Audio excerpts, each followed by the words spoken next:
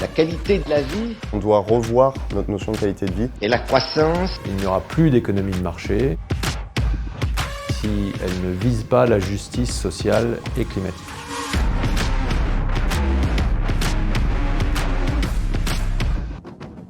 On l'a exprimé sous forme One Planet, One Earth, qui n'est que la reprise de ce qu'était le début du discours de Marseille. Nous n'avons qu'une seule planète, nous n'avons qu'une seule vie. L'enjeu, c'est est-ce qu'on joue le long terme.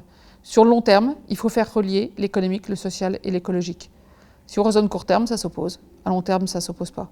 Dans le discours de Marseille de 1972, Antoine Riboud parlait déjà, évidemment, de l'humain, de l'économique, mais aussi des ressources naturelles qu'il ne fallait pas gaspiller. J'ai l'impression, le sentiment qu'il y a maintenant deux champs, des personnes qui pensent qu'il faut continuer de croître, mais croître de façon responsable, et l'autre champ qui est d'arrêter la croissance justement et de faire la décroissance. Qu'est-ce que ça veut dire de faire de la croissance responsable? Qu'est-ce que ça signifie de faire la décroissance? Et même moi, je me pose la question tous les jours et je ne sais pas faire la part des choses. La directive européenne du mois de mai de 2021 prévoit que pour 50 000 entreprises, en 2024, elles devront reporter leurs impacts non financiers sur les comptes 2023. On pourra comparer, en effet, la trajectoire carbone de Nestlé, de Unilever et de Danone. Et ça veut dire qu'un gérant de portefeuille à qui on n'est pas capable de donner aujourd'hui un incentive sur une performance carbone de son portefeuille, demain, la performance carbone de son portefeuille, elle est mesurable. Avoir une trajectoire carbone attractive, ça va devenir un enjeu concurrentiel pour attirer les bons capitaux et les capitaux longs. La concurrence va s'établir sur des métriques climatiques, même pour la finance, dans les 2-3 ans qui viennent. On va à toute vitesse vers un reporting extra-financier et vers ce qu'on appelle la taxonomie, donc une classification des entreprises en fonction de leur utilité sociale. Il y a beaucoup d'évolutions législatives depuis ces dernières années. On sent qu'il y a un mouvement qui s'est déclenché, mais je trouve que c'est encore assez timide, malheureusement. Et c'est pas du tout à la hauteur de ce qui devrait être fait.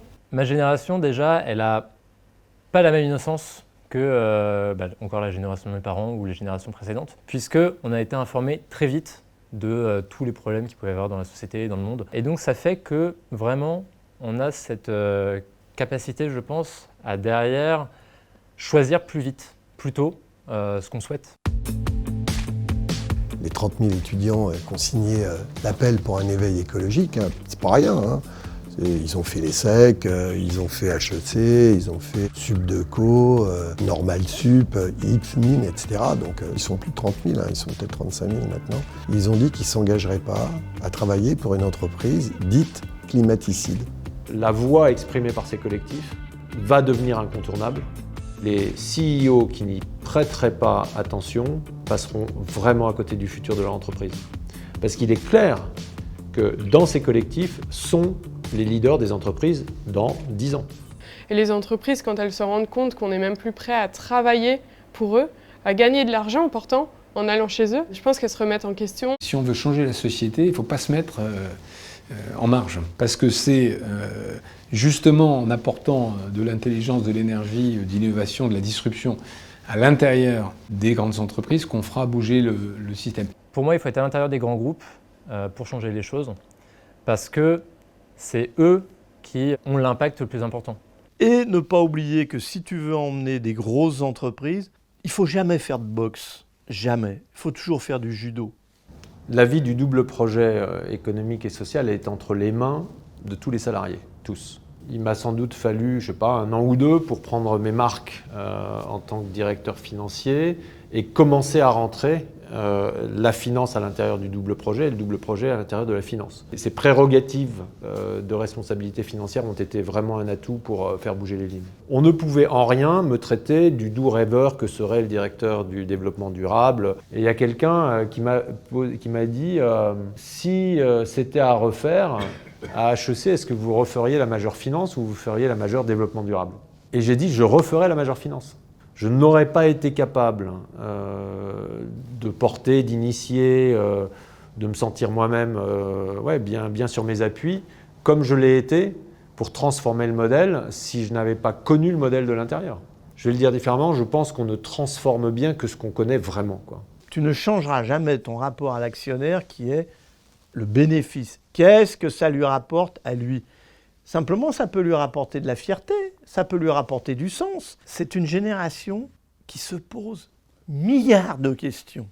Mais laissez la vie vous amener les réponses. C'est comme un business plan, vous croyez que vous allez faire ça, ça et ça, mais ça va merder. Donc il faut plutôt avoir une capacité de réaction, il faut continuer à regarder, à discuter, à rencontrer des gens. Donc plutôt développer les qualités qui vont vous permettre de vous adapter, de jumper d'un plan à un autre. Je pense que la solidarité entre les jeunes, elle est forte quand il s'agit de discuter de l'écologie. Je pense qu'elle doit être forte aussi en social, en mentoring. Il faut vraiment penser beaucoup en solidarité avec les NEET. Les NEET, c'est ceux qui sont ni en emploi ni en formation. C'est en France, par exemple, 1,5 million de jeunes. Le nouvel Antoine Riboud, c'est en fait notre génération à nous. Je pense que notre génération a le potentiel déjà de faire des discours aussi provocateur qu'avait pu l'être celui d'Antoine Riboud à l'époque, et de poser ces nouvelles valeurs dont il parle dans son discours et en faire quelque chose de concret.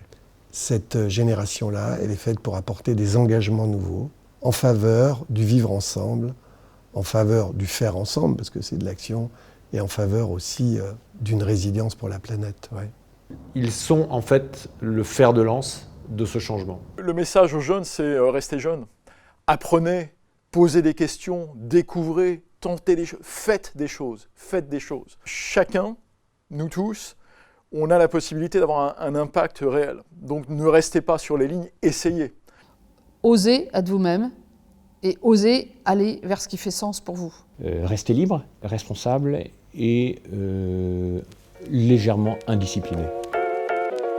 Il faut peut-être que certaines personnes réécrivent des discours.